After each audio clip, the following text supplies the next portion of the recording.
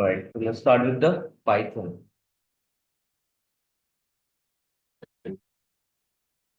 तो पाइथन में हम यहाँ पे काम करने वाले हैं। तो पाइथन बेसिकली क्या है, पाइथन कहाँ से यूज हो, कैसे यूज होगा, कहाँ पे यूज होगा। तो पाइथन की अगर हम बात करें तो पाइथन बेसिकली एक फुल फ्लैश प्रोग्रामिंग लैंग्वेज है जो कि वेरियस ऑफ फील्ड्स में यूज होती है। फॉर एग्जांपल आपका सबसे पहले तो कोड सॉफ्टवेयर डेवलपमेंट के लिए आप पाइथन का यूज करते हैं। ठीक है, सॉफ्टवेयर जो कि मेजरली तीन टाइप की हम कंसिडर कर सकते हैं। एक वो जो कि आपकी स्क्रीन पर दिख रहा है एक सिस्टम पर, उसे कहते हैं स्टैंड अलोन या डेस्कटॉप एप्लीकेशन। एक वो जो कि वेबसाइट पर अवेलेबल है, ठीक है, मतलब वेब पर अवेलेबल है, इसे आप वेबसाइट या वेब पोर्टल भी कहते हो या वेब एप्लीकेशन कहते हो। ठीक है, और एक वो जो आपके मोबाइल फोन पर आ रहा है, ठीक है, इसे आप मोबाइल एप्लीकेशन या मोबाइल ऐप कहते हो। राइट, तो ये तीन टाइप की ब्रॉड रेंज है एप्लीकेशंस की जो कि आज की डेट में अवेलेबल है। ठीक है, और यूज हो रही है और लोग उसको यूज करते हैं। ठीक है, तो यही ब्रॉड रेंज में से किसी भी टाइप की एप्लीकेशन आप पाइथन से डेवलप कर सकते हैं। पहली एक चीज, तो कोर आईटी डेवलपमेंट के लिए आप पाइथन का यूज करते हैं। इसके बाद आपके बहुत सारे और ऐसे डिविजन्स हैं जैसे कि डेटा साइंस, डेटा एनालिस्ट। ठीक है, इसमें पाइथन यूज होता है। एमआई में पाइथन यूज होता है। एआई में पाइथन यूज होता है। सॉरी, एमआई बोल रहा है, एमएल में। ठीक है, मशीन लर्निंग में आप पाइथन यूज करते हैं। ठीक है, आप एआई में पाइथन यूज करते हैं। ठीक है, पाइथन को आप गेमिंग के लिए यूज करते हैं। ठीक, और पाइथन मतलब एक ऐसी लैंग्वेज है जो कि बहुत इजी टू लर्न है और बहुत जल्दी आप इसको सीख जाते हैं, बहुत जल्दी आप इसमें चीजों को कर सकते हैं। ठीक है, तो ये आपकी एक मतलब फास्टेस्ट लर्निंग एप्लीकेशंस प्रोग्रामिंग में से एक है। ठीक है, तो बहुत जल्दी आप सीखकर बहुत जल्दी इस पे आप काम करना शुरू कर देते हो। ठीक, तो let's start the journey of Python. Introduction: It was founded in 1991 by developer Guido von Rossum. ठीक है, गिडो वन रोजियम मतलब ज्यादातर जो एप्लीकेशन डेवलपमेंट हुए हैं, ये जो या जो आपकी लैंग्वेज डेवलपमेंट हुए हैं, वो सब कहीं ना कहीं अपने थीसिस वर्क के लिए लोगों ने उसको ट्राई किया। राइट, चाहे सी हो, ठीक है, चाहे आपका पाइथन हो। राइट, तो ऐसे कुछ गोडियो वॉन रोज्यूम ने भी किया और 1991 में एक नई लैंग्वेज उन्हें मिली एक तरीके से, या वो एक नई लैंग्वेज को इजाद कर पाए। ठीक है, उसको नाम दिया गया Python. Python is a general purpose, high level interpreted and dynamic programming language with a focus on code readability. ठीक है, अभी तक हम जो बात कर रहे थे रीयूजेबिलिटी की बात कर रहे थे। ठीक है, तो जैसे ऊप्स की हम बात कर रहे हैं, या फिर हम प्रोसीजरल ओरिएंटेड प्रोग्रामिंग, सी में हमने प्रोसीजर फंक्शंस बनाए थे, स्ट्रक्चर्स बनाए थे। तो अगर उस सब की हम बात करें तो वहां पे क्या था, रीयूजेबिलिटी। तो जो हमारे पास एक बार कोड लिख गया उसको हम दोबारा भी यूज कर पाए। ठीक है, तो रीयूजेबिलिटी की हम ज्यादातर उसमें बात कर रहे हैं, लेकिन यहाँ पर हम बात कर रहे हैं रीडेबिलिटी। मतलब it is more about understandability, देखकर समझ लिया जाए कि क्या हो रहा है ना। रीडेबिलिटी, तो ये ज्यादा फोकस करता है रीडेबिलिटी पर। ठीक है, it has the fewer step then compare to the other popular language like Java and C. Will see, Java और सी में से कम स्टेप्स में हमारे यहाँ पे कोड हो जाते हैं। ठीक है, it is used in many organizations as it supports the multiple programming patterns. Yes, it is of course again a biggest advantage of using Python that we have a variety of paradigms to work with. ठीक, जैसे अगर जावा में हम काम करेंगे तो हम oops को फॉलो करेंगे।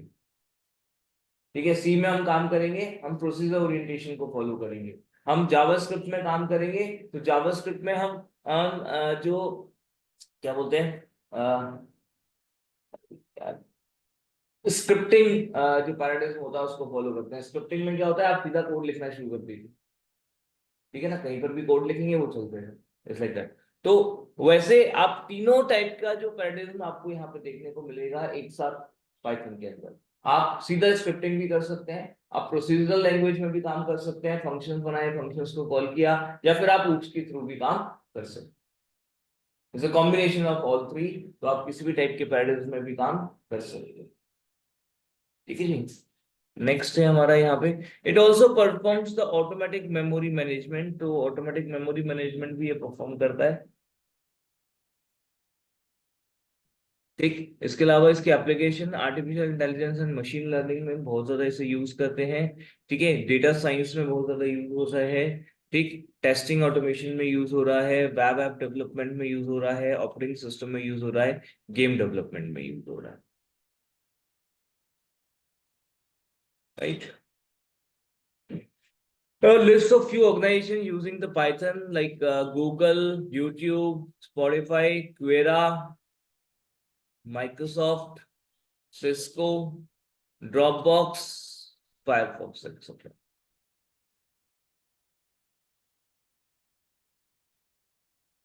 Got it?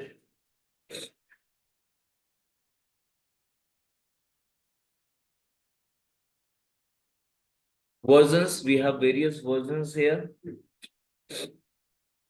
ठीक है, तो डिफरेंट वर्जन्स हमारे पास अवेलेबल हैं। 1.0 जो कि जनवरी 26 1994 को लॉन्च हुआ था।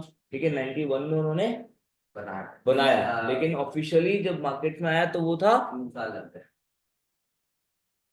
ठीक है, 1994 में, जनवरी 1994 में।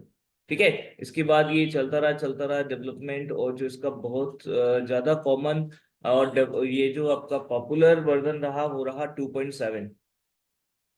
ठीक है, अगर हम 1 और 2 वाली सीरीज में देखें तो 2.7 was the most popular version. Right, इसके बाद हम यहाँ पे आ जाते हैं, तो यहाँ पर अगर हम देखें तो 3.0 वर्जन में अगर हम आते हैं तो 3.0 में आपका 3.4 एंड देन 3.8। तो इसमें तो 2008 से दे रखा है। हाँ, हाँ, तो ये 2010 में भी अपडेट हुआ है। ये 2.7 बाद में आया है इसके इसके अब ये देखो। ठीक है, तो अपडेशन तो वो आप उससे मतलब नहीं है। ठीक है, तो जो पॉपुलर लैंग्वेज है इसमें रहे वो रहे 3.4, 3.7, 3.8 और अभी लेटेस्ट 3.11। आई थिंक 12 भी हो सकता है मार्केट में वो। ठीक है, तो बहुत रैपिडली ये चेंज होते हैं, और जब चेंज हो रहा है तो उसमें कोई बहुत बड़ा चेंज ऐसा हमें प्रोग्रामर को नहीं मिल रहा है। हाँ, लेकिन कुछ एक ऐसी चीज ऐड हो रही है जो कि बिल्कुल डिफरेंट है, शायद इसीलिए हो रहा है। अब जैसे यहाँ पर अगर हम बात करें तो एक बहुत मेजर डिफरेंस आता था प्रिंट में। जब हम प्रिंट करते हैं तो यहाँ पे सीधा प्रिंट और उसके बाद स्पेस लगा के लिख देते हैं। ठीक है, मैसेज, और यहाँ आपको ब्रैकेट के अंदर देना पड़ता है प्रिंट, जैसे कि हमने सी में देखा। ठीक, तो इस टाइप के कुछ चेंजेस हमें देखने को मिल जाते हैं, सिंटैक्टिकल चेंजेस बहुत माइनर से। ठीक है, और साथ में कुछ टेक्निकल चेंजेस भी हमें देखने को मिल जाते हैं, बट जो प्रोग्रामिंग हम करने वाले हैं कर रहे हैं उनमें इसका कोई बहुत ज्यादा डिफरेंस नहीं आता। बट यस, ऑफकोर्स आगे चलकर आप जब एडवांस प्रोग्रामिंग करेंगे और एडवांस करेंगे चीजों को, तो डेफिनेटली वहां पर आपको ये डिफरेंस भी मैटर करेंगे। ओके, ठीक है, क्वेश्चन आते हैं, why we are using Python और why we should learn the Python if we have number of programming languages to learn, right? Why we choose Python? ठीक है, तो पाइथन ही क्यों चूज करूं? Let's see this. There are three main reasons why to choose the Python. Number one, the beginner's language, easy syntax code, highly productive, elegant, simple yet powerful.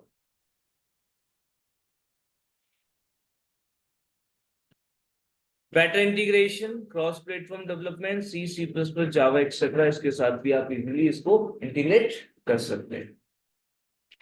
And the popular in developers, तो popular in developers, आप developers के साथ साथ ये kids में popular है। अगर आप देखें तो 10 से 9 से ही आपका पाइथन का इंट्रोडक्शन मिल जाता है।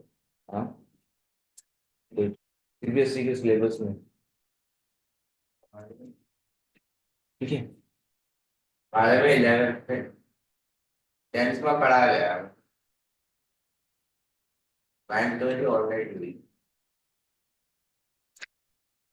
Now, advantage of Python, integrated language, interactive language. Integrated अभी हमने बात की कि different languages के साथ आप integrate कर सकते हैं। Interactive means you can directly interact with the compiler itself और विद द एग्जीक्यूटर इटसेल्फ। ठीक है, एक तो ये इंटरप्रेटेड लैंग्वेज है, इंटरप्रेटर बेस्ड लैंग्वेज है। जब हमने सी पढ़ा था तो हमने बात की थी इंटरप्रेटर और कंपाइलर की। एक बार फिर से समझ लेते हैं इंटरप्रेटर और कंपाइलर। इंटरप्रेटर और कंपाइलर दो यूटिलिटी प्रोग्राम्स हैं जिनका काम है, आपने जो इंग्लिश लाइक लैंग्वेज में एक सिंटेक्स को फॉलो करते हुए कोई कोड लिखा है, उसे सिस्टम अंडरस्टैंडेबल फॉर्मेट में ट्रांसलेट करना, सो दैट कि वो कोड एग्जीक्यूट किया जा सके। तो ये काम किसका है? ट्रांसलेटर्स का, जो कि कौन है?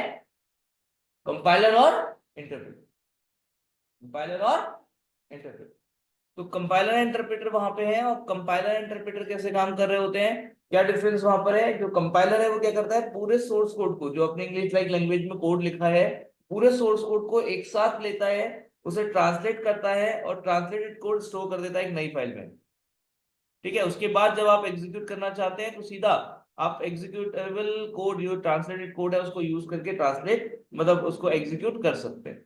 ठीक है, मतलब अगर कंपाइलर की बात करें तो उसका जो मेन एडवांटेज है वो है translate one and runs many. Translate one and runs many. बात सुन में आ रही? एक बार ट्रांसलेट करके कितनी बार भी आप रन करा सकते। ठीक है जी। जबकि अगर हम यहाँ पे बात करें इंटरप्रेटर की, तो इंटरप्रेटर कैसे काम करता है? इंटरप्रेटर एक लाइन लेगा कोड में से, उसको ट्रांसलेट करेगा और सीधा ऑपरेटिंग सिस्टम को एग्जीक्यूट करने के लिए देगा। ठीक है, सीधा ऑपरेटिंग सिस्टम को एग्जीक्यूट करने के लिए दे देगा। ठीक, यानी इंटरप्रेटर कहीं पर भी ट्रांसलेटेड कोड को स्टोर नहीं करता। इंटरप्रेटर कहीं भी ट्रांसलेटेड कोड को स्टोर नहीं करता। ठीक है, तो इसका एक बिगेस्ट डिसएडवांटेज है, क्योंकि जितनी बार आपको कोड एग्जीक्यूट करना पड़ेगा उतनी बार ट्रांसलेशन भी करना पड़ेगा। पहले ट्रांसलेट करेंगे फिर एग्जीक्यूट करेंगे। लेकिन इसमें एक और चीज है इंपॉर्टेंट समझने वाली, देखिए यहाँ पे थोड़ा सा हम समझते हैं। अगर हम कंपाइलर की बात कर रहे थे तो कंपाइलर क्या कर रहा था, देखिएगा यहाँ पर।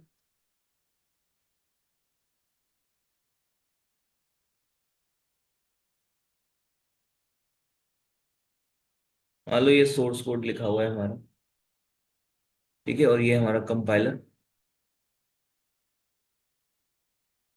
कोड क्या करेगा? इस पूरे कोड को एक साथ उठाएगा, सोर्स कोड को, कंपाइलर इसको ट्रांसलेट करेगा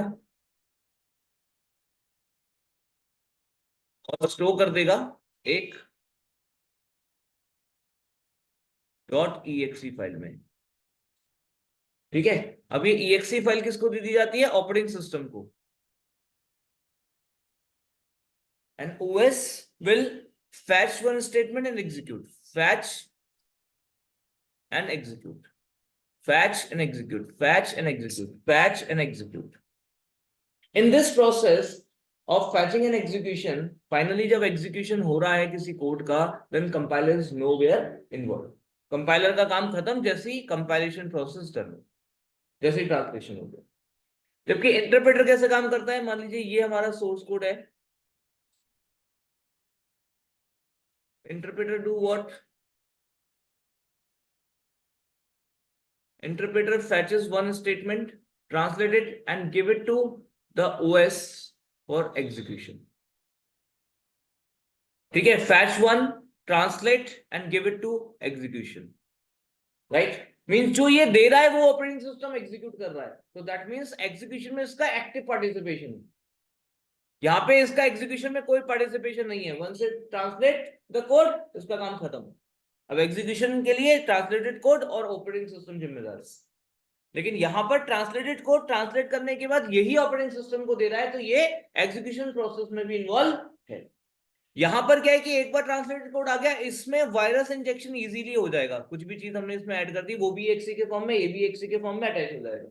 लेकिन यहाँ पर वायरस इंजेक्शन हमें कहाँ करना पड़ेगा? यहाँ पे करना पड़ेगा या यहाँ पे करना पड़ेगा। तो अगर यहाँ पे हम कुछ भी करेंगे तो क्या होगा? उस केस में इंटरप्रेटर ये इसको फिल्टर करता है, कोड एग्जीक्यूट कर रहा है, फिल्टर कर रहा है, वो जानता है सारा कुछ इसके बारे में। वो जनरल एग्जीक्यूटर नहीं है, जबकि ऑपरेटिंग सिस्टम एक जनरल एग्जीक्यूटर। उसे नहीं पता कि कौन सा किसका पार्ट है, उसे तो मालूम है EXE फॉर्म में है, एग्जीक्यूट कर दो, बात खत्म। समझ में आ रही? तो यहां पर हमें ये एडवांटेज मिल जाता है कि कोई भी इसमें इजीली वायरस इंजेक्शन नहीं कर सकता। ठीक, तो इंटरप्रेटर जो है पूरा का पूरा एग्जीक्यूशन को भी साथ में कंट्रोल करता है, और कहना चाहिए कि उसमें एक एक्टिव पार्टिसिपेशन कर रहा है।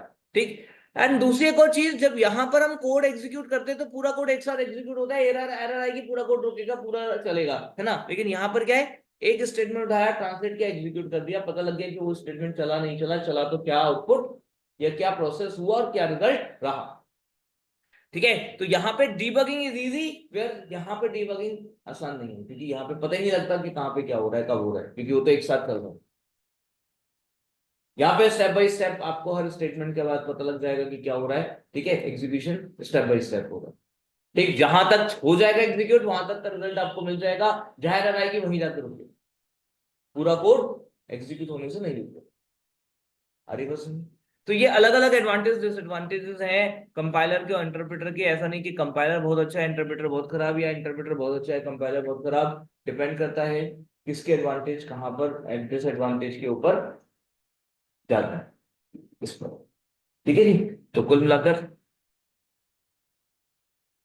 ये अभी आपका क्या है, इंटरप्रेटेड बेस्ड लैंग्वेज। क्लियर है?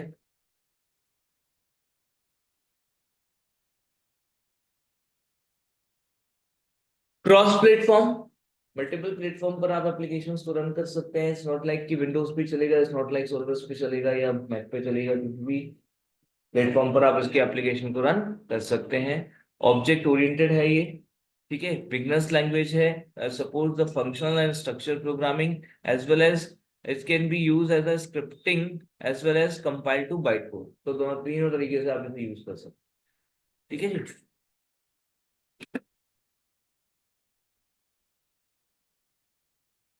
Right. Next is like high level dynamic data type. ठीक है, high level dynamic data type and type checking, ये बहुत इंपॉर्टेंट पॉइंट है यहाँ पर। ठीक है, जो कि इसको बाकी लैंग्वेज से बहुत डिफरेंट बनाता है। ठीक है, अभी हम जब वेरिएबल के बारे में समझेंगे तो इसको फिर से डिस्कस करेंगे। ध्यान रखिएगा, अभी इस पॉइंट को हमने यहाँ पे समझना है। ठीक है, तो अभी हमने सिर्फ यहाँ पे पॉइंट्स को सिर्फ नोट डाउन करना है, लेकिन अभी हम इस पॉइंट को समझेंगे कि क्या हो रहा है, कैसे हो रहा है। Automatic garbage collection. ठीक है, गार्बेज कलेक्शन क्या है कि जैसे हमें मेमोरी अलॉट होती है। ठीक, अब मेमोरी हमने यूज नहीं करी, मेमोरी को छोड़ दिया, तो क्या होता है, वो मेमोरी उसमें ऑक्यूपाइड रहती है। ठीक, तो लेकिन गार्बेज कलेक्टर जो होता है वो किसी लैंग्वेज का, वो क्या करता है, वो ऐसी ही मेमोरी को देखता है जो कि ऑक्यूपाइड तो है बट कहीं रेफरेंस नहीं है, कहीं यूज नहीं हो रही। ठीक है, तो उसको रिलीज करता जाता है। ठीक है, तो एक तरीके से आप ये कह लो कि एक मैरिज हॉल का मैनेजर है। ठीक है, जिसमें बहुत सारे लोगों ने रूम लिए हुए हैं, लेकिन वहां पे क्या है कि कुछ लोग रात को भी चले गए। ठीक है, अब रूम तो अलॉटेड है और उन्होंने क्या किया, लॉक खोला, अपना सामान लिया और चले गए। ठीक है, अब रूम तो वहां रजिस्टर में अलॉटेड है, पर वहां पे तो अभी खाली हो गया, वैकेंट हो गया, तो उसने क्या करना है, उसने देखना है अच्छा ये रूम वैकेंट है, उसकी सफाई कराएगा, फिर रजिस्टर में जाके मेंशन कर लेगा कि भाई ये खाली हो चुका है, तो कोई और गेस्ट आएगा तो उसको वो असाइन हो जाएगा। ठीक है, इट माइट बी कि वो एक मैनेजर जो है लॉज की तरफ से हो, या फिर रिसोर्ट्स की तरफ से हो, या फिर हो सकता है कि वो कोई फैमिली मेंबर हो जिसका काम ये है कि वो ये चीज मैनेज करे कि भाई कोई अगर रूम वैकेंट है तो किसी गेस्ट को उसमें रुका दिया जाए या उसे अलॉट कर दिया जाए। राइट, इस तरीके से आ रही है बात समझ में? आगे बढ़े, एक एग्जैक्टली वो मेमोरी दोबारा यूज में आ जाएगी। जो नई मेमोरी है, हाँ, तो हमने ठीक है, उसके बाद में नहीं मिलनी है, अभी हमारा नहीं था, तो बाद में हमने तो रेफरेंस में रहेगी ना, मैं ताला लगा के जाऊंगा ना, खाली थोड़ी ना करके जाऊंगा। भाई मान लो मैं कहीं बाहर गया हूँ, मुझे एक रूम अलॉट हो गया, रिसोर्ट में पहुंच गया, शाम को शादी है, मैं सुबह पहुंच गया, तो मैं क्या करूंगा, घूमने जाऊंगा तो अपना सामान रख के उसमें ताला लगा के जाऊंगा ना। ठीक, मैं ये बोल रहा हूँ कि शाम को शादी है, शादी अटेंड करके सुबह से तो मैं था, शादी अटेंड करके मैंने वहां से सामान लिया और निकल गया रात को ही कि घर पहुंच जाएंगे। ठीक है, और बहुत से लोग ऐसे कि ओवरनाइट रह रहे हैं, और कुछ लोग ऐसे हैं जो रात को ही आए थे, तुम्हें पहले पार्टी अटेंड करी फिर रात को उन्हें नाइट स्टे करना था, अब जो वैकेंट हो गया तो रूम उसको दे देंगे ना नाइट स्टे कर रहा है, ये वाली बात है। ऐसा थोड़ी कि सामान ज्यादा बाहर फेंक दिया हमने, वो तो अलॉटेड है ना, अलॉटेड भी है, रेफरेंस भी है। समझ में आ रही है, अनअलॉटेड की बात हो रही है, जो दिख तो रहा है कि मतलब उसमें है कुछ, लेकिन यूज कोई नहीं कर रहा, मतलब है ही नहीं कोई उसके अंदर। क्योंकि वो तो जो थे वो तो जा चुके। ठीक, उस केस में करेगा, ऐसा नहीं कर सकता। अगर रेफरेंस है बाकी तो फिर नहीं कर सकता। ठीक, इसका कोई रेफरेंस नहीं है अभी, वही तो मैं बोल रहा हूँ, इस दोनों चीजों को समझने के लिए हमें अभी वेरिएबल कैसे काम करता है इसमें वो समझना पड़ेगा। ठीक है, वेरिएबल हमने इतना तो देख ही लिया है जब हमने फंक्शंस वगैरह पढ़े थे, कि जैसे फंक्शन कोई भाई फंक्शन के अंदर अगर एक वेरिएबल हम बनाते हैं तो क्या होता है, जैसे फंक्शन स्टार्ट होता है एग्जीक्यूट होना तो वेरिएबल बनता है। वेरिएबल बनने का मतलब मेमोरी अलर्ट होती है, और फिर उसमें वैल्यू आप दे रख रहे हो, जो भी कर रहे हो एक्सेस कर रहे हो वो करते हो आप, उसके बाद जैसे ही आपका फंक्शन एंड होता है तो वो मेमोरी डीएलोकेटेड हो जाती है, मतलब वो आपका वेरिएबल डिस्ट्रॉय हो जाता है। ठीक, बट डिस्ट्रॉय तो हमने कर दिया, हमने वेरिएबल ही तो डिस्ट्रॉय कर दिया, बट मेमोरी तो अभी भी अलॉटेड है ना, उसमें डेटा भी रहेगा, वो खाली नहीं होती। वो हमें कब कब खाली होती है, जैसे हमने लिंक लिस्ट करी थी, तो लिंक लिस्ट में क्या था, हमने मेलॉक से मेमोरी एलोकेट कराई और लास्ट में फ्री, जब डिलीट कर रहे थे तो फ्री करके मेमोरी डिलीट कर रहे थे, वहां पे प्रॉपर पूरा डिलीट हो गया, वहां गार्बेज कलेक्टर की जरूरत नहीं है। लेकिन जो हमने सी में काम किया वहां पे डिलीट नहीं हुआ डेटा, वहां गार्बेज कलेक्टर की जरूरत है। कुछ लैंग्वेज में होता है, कुछ में नहीं होता, सी में है जरूरत लेकिन है नहीं। वो क्या करता है, वो देखता है कि अनअलोटेड मेमोरी है, उसको क्या करता रहता है, उसको जो है ओवरराइट करता रहता है। ठीक, या फिर किसी को भी असाइन कर देता है, इसीलिए उसमें गार्बेज वैल्यू होने के चांसेस बढ़ जाते हैं। जब हम सी में कोई वेरिएबल डिक्लेयर करते हैं तो क्या बात होती है, उसमें ये बात होती है ना कि सी में जो वेरिएबल डिक्लेयर होगा तो उसमें गार्बेज वैल्यू रहेगी। राइट, क्यों, क्योंकि वो कोई भी मेमोरी अलॉट कर देगा उस केवल, उससे मतलब नहीं कि उसमें कुछ था नहीं था है नहीं है। ठीक है, वो तो बस वो देखा कि अच्छा ये मेमोरी किसी को यूज अलॉटेड नहीं है, वो अलॉट कर दिया, उसमें जो भी होगा नहीं होगा काम का बेकाम का वो वेरिएबल को मिल जाए। इसलिए तो एडवाइजेबल है कि जब भी आप सी में किसी वेरिएबल को यूज करें तो it must be assign first before use. बस हमारी तो ये डिफरेंसेस है, थोड़ी चीजें भी हमें आगे और समझ में आएंगी। हाँ, अच्छा था आपने बताया, क्योंकि कम से कम मिसकंसेप्शन क्रिएट होता और वो आप अपने पास रखते तो उससे बेहतर है कि आपने कहा और वो क्लियर हो। ठीक है ना, तो भी क्लियर है, तो किसी का सामान उठा के बाहर नहीं फेंकना है, खाली पड़ा है तो किसी और को दे देना। ठीक है, समझे, और भी ज्यादा अगर हम एडिकेट हैं तो हमारे पास, हमें मालूम है किसको अलॉट किया गया था, उससे कंफर्म कर लेंगे फोन करके कि आप जा चुके हैं, आपको रूम तो नहीं चाहिए, इस लेवल का भी काम हो सकता। ठीक है कि गेस्ट है, हमारे गेस्ट है, ऐसा थोड़ी कि शादी हो गई लिफाफा ले लिया तो मतलब बाहर फेंक देना सामान है ना। चलो, नाउ नेक्स्ट वन क्या है, why Python is a beginner's language is very easy and descriptive syntax। इसका जो syntax है वो बहुत आसान और बहुत ही descriptive है। ठीक है, तो इजीली हम यहाँ पे कर सकते हैं।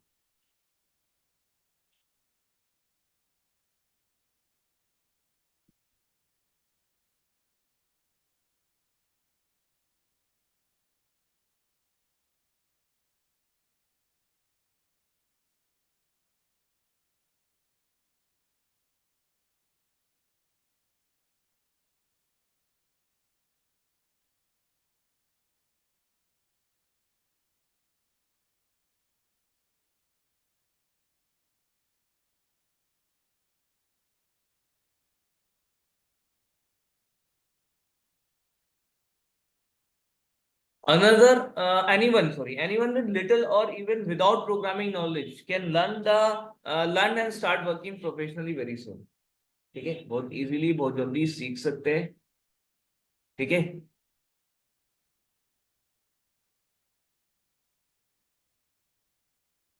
just try some code।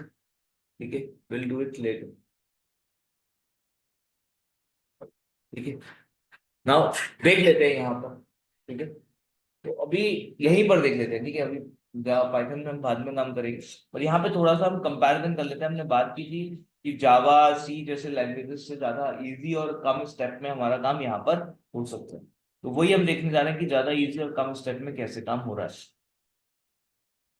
जैसे हमने कहा सी प्रोग्रामिंग, सी प्रोग्रामिंग में क्या होता है, कुछ ऐसा हमें कोड करना पड़ता है to print hello world.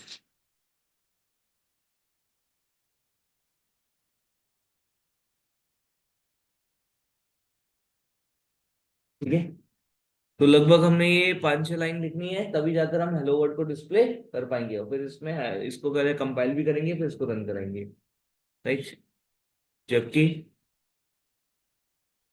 In case of Java, what we need to do is, एक क्लास बनाएंगे, उसके अंदर मेन मेथड रखेंगे, मेन मेथड का भी अपना एक पूरा सिंटेक्स रहेगा, उसके अंदर फिर हम एक मैसेज डिस्प्ले करने के लिए system dot out dot println, फिर वहां पे हम मैसेज लिखेंगे hello world, then only it's going to print. Whereas in case of Python, as it is an interactive language, we have the Python command prompt. ठीक है, इसे Python shell भी बोलते हैं। Python command prompt and the Python shell. तो ये जो 3 arrows आपको दिख रहे हैं, 3 greater than sign, this is the shell prompt, Python's prompt। आप सीधा इस पे कोड लिख सकते हो, आपने सीधा लिखा है यहाँ पे प्रिंट हेलो वर्ल्ड, ऐसे प्रिंट हेलो वर्ल्ड, और ये आउटपुट में आ जाएगा सीधा हेलो वर्ल्ड। इसलिए हम इसे क्या बोल रहे हैं, इंटरैक्टिव लैंग्वेज। सीधा हमने क्या किया, हमने इंटरैक्ट किया है किसके साथ, पाइथन इंटरप्रेटर के साथ। सीधा पाइथन इंटरप्रेटर को एक स्टेटमेंट दे दिया, एग्जीक्यूट कर दो, बात करो। ठीक, तो it could be that easy और दैट सिंपल। ठीक है, ये आप चाहे तो नोट कर ले, तीनों में कंपेयर कर।